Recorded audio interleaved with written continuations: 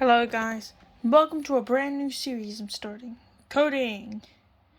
I know I have like 2 other series, but first off, I'm gonna just cancel the Celestina Let's Play because on my laptop it kinda sucks. I might do it on my phone, recording it through my tablet because I got both my accounts on there. So, yeah, I'm just gonna cancel that one because like it resets every single time I don't do it for a while. So, yeah. Don't expect all that. And Bobby's users are gonna be suspended for a while because I have to work my way back up every time I fail.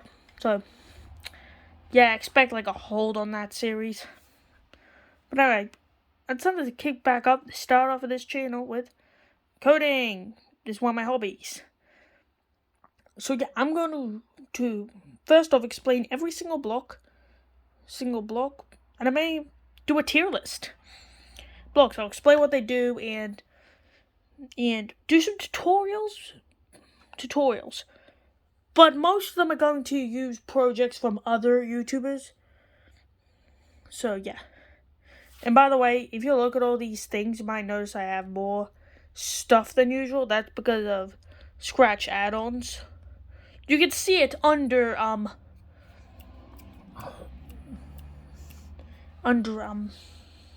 was his name again? Griffpatch, yeah, that's it.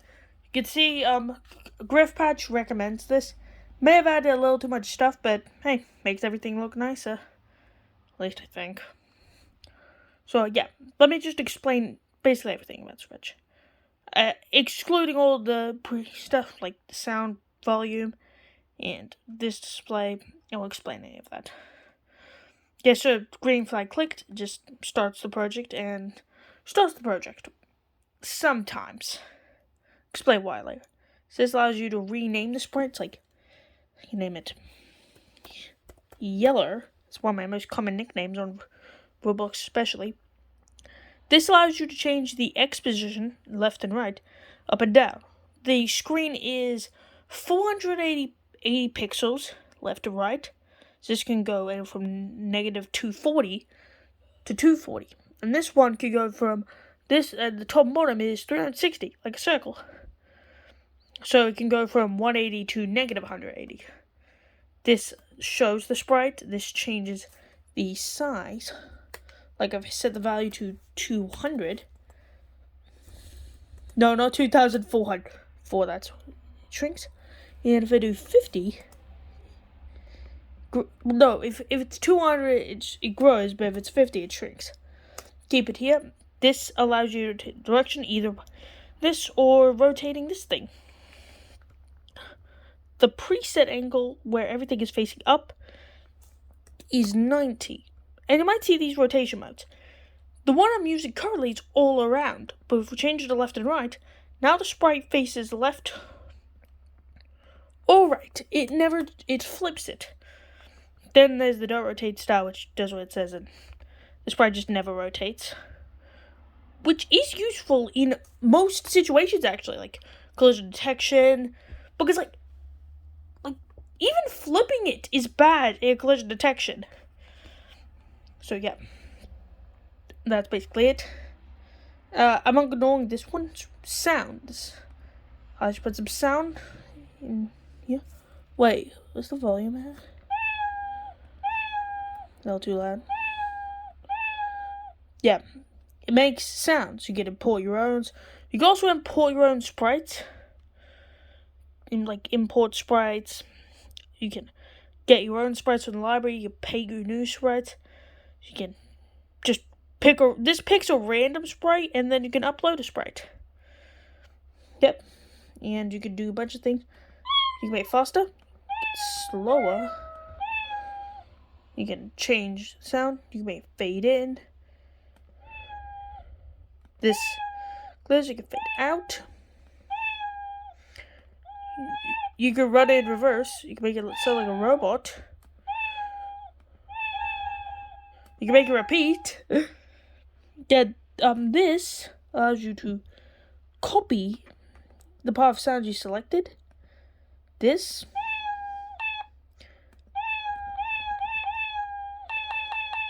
Don't know what the hell that thing does. I'm still new to this. Still quite new to this. This is a duplicate button. And this allows you to, if you select some sound, you just cut it from the audio. So, yeah. And over in the costume editor, this allows you to edit costumes. There's a bunch of nifty features. This would often just be showed as 2 sliders, and the hexadecimal code's not there, but the basic general principle is still there. So let me show you. So this is, I'm gonna go from top to bottom because that way it's easier to explain. The rectangle tool allows you to make a rectangle.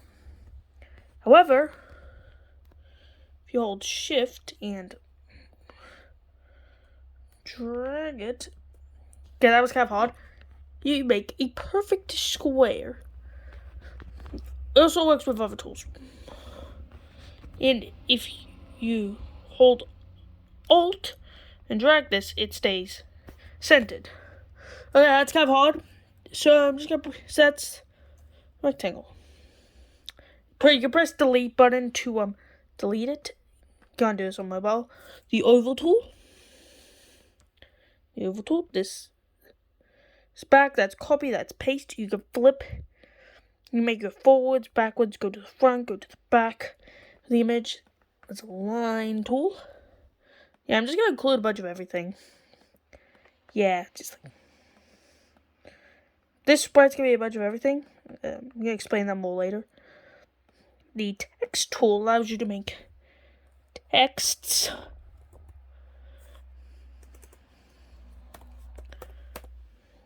Text. You can of course change the color. The bucket tool fills in shapes with whatever color you desire. The erase tool allows you to erase certain parts of things. This tool is like a paint bucket. So yeah, you can just paint all sorts of stuff on here. This is a selection tool. So use this. We can input individual vertices. We can also delete them, like this. So, you also select multiple vertices using a selection box. And these are the regular tools, like the individual shapes. Yeah, scroll, stretch, flip them using these 2 buttons. Copy them, paste individual shapes. Shades, trash can this. You can name the sprite. You can also convert to bitmap mode, which is a different selection tool, and everything is pixelated.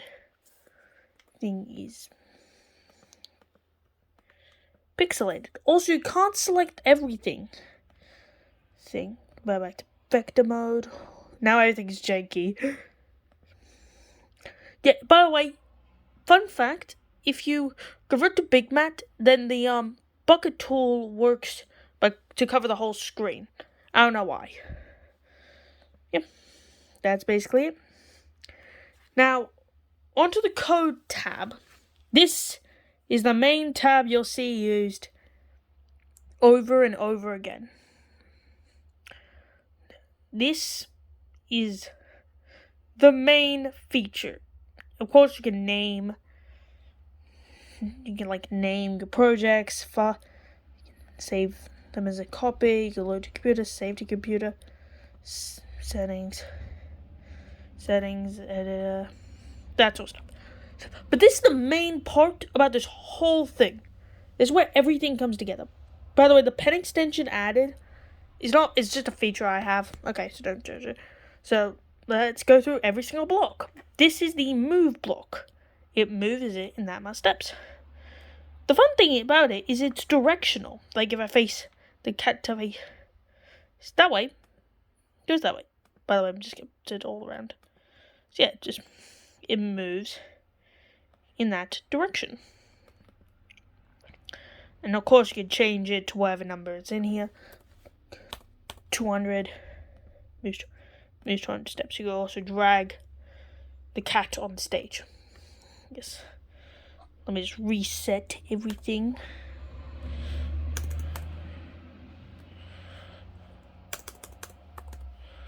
So yeah. Okay, next up is the rotate arrows. They will rotate in the direction they're facing. There's clockwise and counterclockwise. Very useful. Now, I'm just going to create I'm going to also get another sprite because some of these blocks require interactions with other sprites. Let's get Belle. Choose Belle. Like, there's the go to random position, which will go to a completely random position. But here's the thing, this is a drop down slash, we can make it go to mouse pointer. And I'll cover this later, but since, I have to hold it, I'm going to do it when the space key is pressed. So when I hit the space, isn't it working? Sure.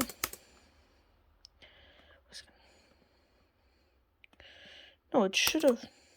There we go. I just did respond for some reason. Yep. Anyways, back to the movement code. It's the go to. We can make it go to 40 and 30. So allows it go to a completely preset position with the click of it. Oh, I forgot to show something. It could also go to other sprites, like go to Belle. Go to Belle. Then there's the glide block. We can set it to go to some time, and this one will go to a random position. So it glides over to that random position. You can also glide over to Belle. But it only goes to where the Belle was. So yeah, moving the sprite kind of breaks it. Then there's this one, you know what this is. It glides to the position. But if it happens to be this sprite's position, it's kind of awkward. You can also set the negative numbers. Glide for 4 seconds over to here. I want this to glide for. So come back to. Then we get the pointed direction block. This one contains wheel. It causes the sprite to point in that direction. Very simple. Then there's point towards. Let's set the Belle over here.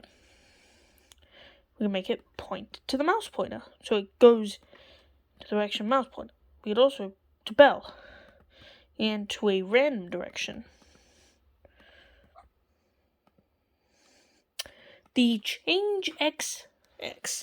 So this changes the variable's x position. It's not, so it just changes it. The set x, this will set the x, this will set it to a preset value. Then the change y variable will do exactly the same and set y. And the set y. The if on edge bounce. I'm just going to make a tiny script. A little script. 6 by 10. I might make this part 2. 2 to this. Well, no, I don't need this.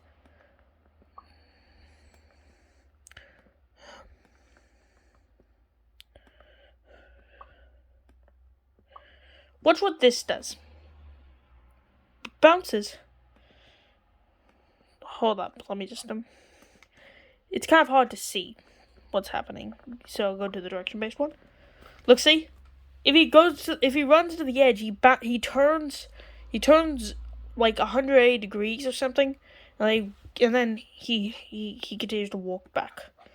So yeah. Then the rotation style block will set to the rotation styles. Left, right, around, rotate. You know the ones. Let me just point it back, some to the middle. This is the x position variable. It says what his x position is. Same with his Y position. And his direction, which is 90. So yeah, that is all the movement blocks. Now for the look blocks.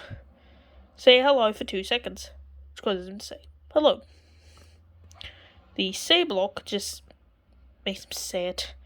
It's cat forever. Then the think block makes him have a speech. Then switch costumes will switch him to the other costume. Next costume will just switch him to the next costume. Since there's only 2, it cycles back. Then switch the... Now, I'm going to have to go to the backdrop, which is all the same things, except the movement tab is empty because the stage cannot move. I'm just going to paint a new costume stage, which is this. And then back in this sprite, switch backdrop to backdrop 2. I'll switch to the backdrop 2, and next costume switches to the next costume. I kind of got to hurry this up, so let's do a spear. Change size. We'll change its size. This will set to a preset value. Now I'm gonna have to sit down and just listen to this.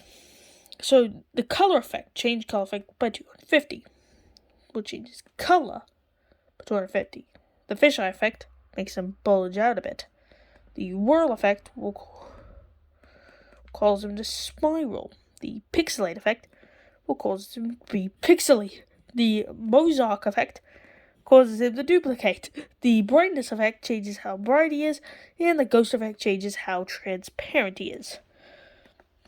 The set effects also do similar things. Then clear graphics effect block just clears all the effects. Show block shows, they hide it, it shows the sprite, and the other one hides the sprite. You can also click them in the go to front layer. Let me just put the bell on top of it. Hide the bell. See, Scratch Cat is behind the bell, but if we press go to front layer, it goes into the front layer. And the back one sends him to the back layer. I'm just going to duplicate the bell sprite. Stack that on top too. And then we can cause him to go forward 1 layer at a time. The costume number reports what costume he's at. The costume name refers to the name of the costume.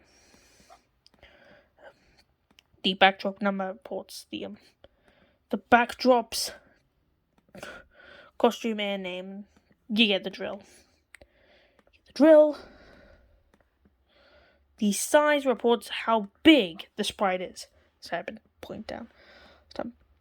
Play sound meow until done. We'll play the sound meow until done. Start sound meow. We'll start the sound meow, but the rest of the code behind it will still perform. That's why it's important to know the difference between these 2 blocks. Because if you get the wrong block, then the script, if it's in like a forever loop, you'll just hear that sound constantly. Stop sounds means that if I just stop sound, and then the change block, this will change the pitch of the sound. The pan left will pan left or right, and then we clear effects. Change the volume by -10 makes it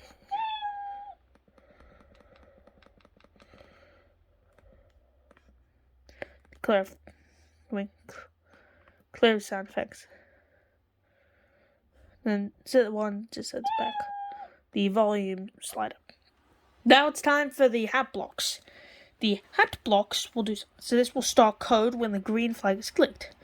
Like green flag clicked, move by 10 steps. I've seen me use this before. Next up, when the space key is pressed, do also like leaves. Before, whenever the space key is pressed, it moves it forward. Next up, I'm going to keep this move block out. Then when this sprite is clicked block, whenever I click, let me just play some meow. So, anyways, when backdrop is set to backdrop 2,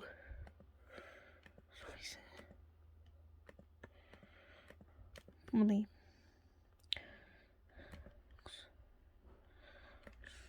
hold up. If I say, see, see how these work? If loudness is greater than 10,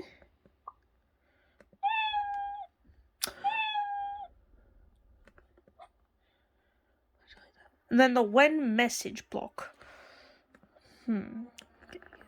This won't do anything on its own. But if we broadcast message 1, until done. So this, again, this will act like the when sound until done block. Good. Next up, the controls. The wait 1 second block. So wait 1 second, then move 10 steps. Look what this does. Wait, and then it moves. Pretty cool, right? The repeat block will repeat the action.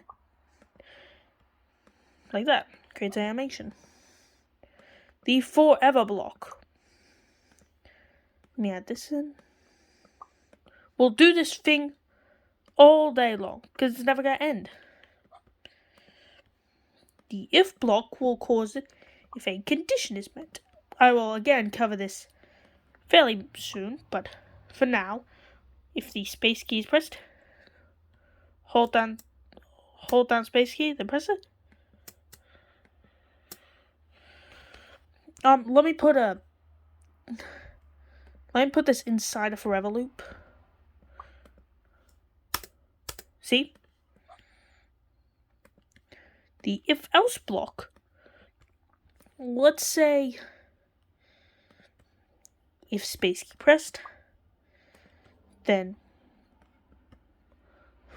point in direction 90, else point in direction negative. Point in direction negative 90. Then again, I gotta put this in a forever loop, otherwise it's not good. See?